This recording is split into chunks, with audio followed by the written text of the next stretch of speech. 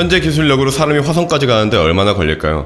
지구에서 가장 빠른 이동수단인 전투기를 타고 서울에서 부산까지 가면 10분도 걸리지 않습니다. 소리보다도 3배 이상 빠르지만 이걸 타고 화성으로 가면 2에서 7년 정도의 시간이 걸립니다. 문제는 우주에서 6개월만 시간을 보내도 엑스레이 1000번을 받은 것과 같은 방사선에 노출되어서 암에 걸린다는 겁니다. 현재 기술력으로는 인간은 화성에 가기가 어렵다는 거예요. 나사에서는 우주에 마네킹까지 보내면서 테스트를 해봤지만 우주 비행사들은 지구보다 무려 700배 이상 높은 방사선에 노출된다는 결과만 얻을 뿐이었고, 설상가상으로 여성은 유방과 난소가 있기 때문에 남성보다 방사선에 더 취약하여 암 발병률이 더 높습니다. 스티븐 호킹은 2016년 중간에 수센티미터 정도의 칩을 받고 가로 세로 4m짜리 돛을 단 다음 지상에서 레이저로 밀어낸다면 1g짜리 우주선은 이론적으로 광속의 5분의 1에 달하게 된다고 주장한 바 있습니다.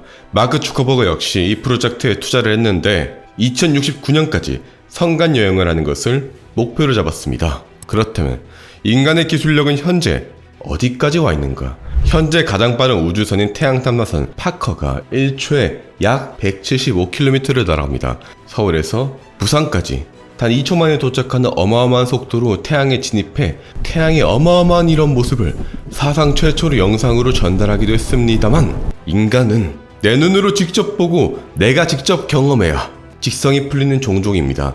그 탐구역이 아메리카로 이끌어서 신대륙을 발견하게 만들었고 달의 첫 발을 내딛게 하였으며 화성에 가기 위한 지난한 노력을 하고 있는 겁니다. 아무리 어마어마한 속도를 낸다고 한들 인간이 탈 수 없다는 것은 거대한 문제입니다. 그때 직원 수 9명에 불과한 한 스타트업이 말합니다. 우리가 그 시간을 2달 내로 줄여보겠습니다. 처음에 나사는 말도 안 되는 일이라고 생각했으나 연구팀의 컨셉을 듣고 일리가 있다고 판단했고 지원을 하기 시작했습니다. 이 기업의 이름은 하우 인더스트리스. 펄스 플라즈마 로켓을 이용해서 4명에서 6명 정도의 사람을 태우고 우주선을 무려 시속 16만 킬로미터로 달릴 수 있게 만들 수 있습니다.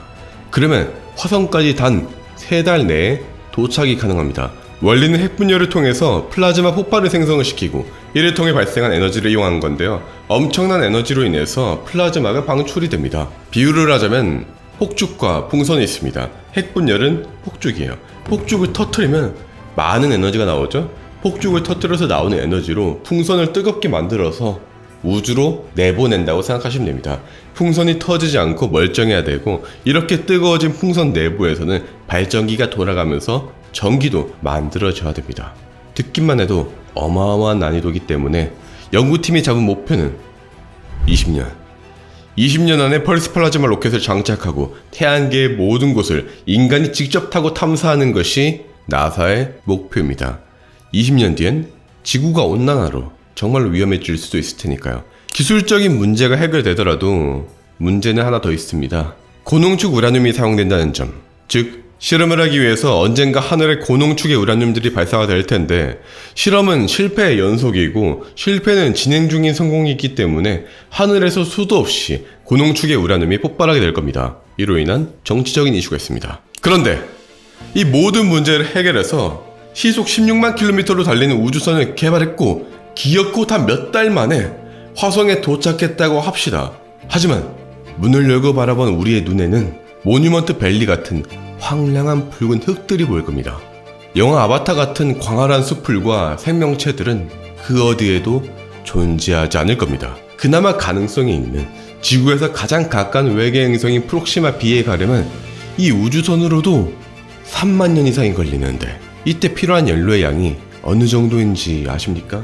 스티븐 호킹이 대략적으로 계산한 바에 따르면 우리 은하 내에 있는 모든 별들의 질량을 합친 것만큼의 연료가 필요하다고 합니다. 영화 인터스텔라에서는 공간과 공간에 있는 웜홀을 통해서 먼 거리를 이동하는데, 웜홀이 존재한다는 가정하에 노벨 물리학 수상자인 킵손이 계산한 바에 따르면 1m 폭의 웜홀을 만드는 데 필요한 에너지는 태양이 10억 년 동안 만든 에너지랑 같다고 합니다. 이만큼 많은 연료가 필요할 리가 없잖아요. 우리는 뭔가 놓치고 있습니다. 분명 우주 여행은 가능할 텐데 인간이 놓친 건 뭘까요? 노벨 물리학 수상자 드브로이는 말했습니다. 인간의 지식은 언제나 불완전하지만 그 너머엔 분명 우리가 놓친 어마어마한 무언가가 존재할 것이다.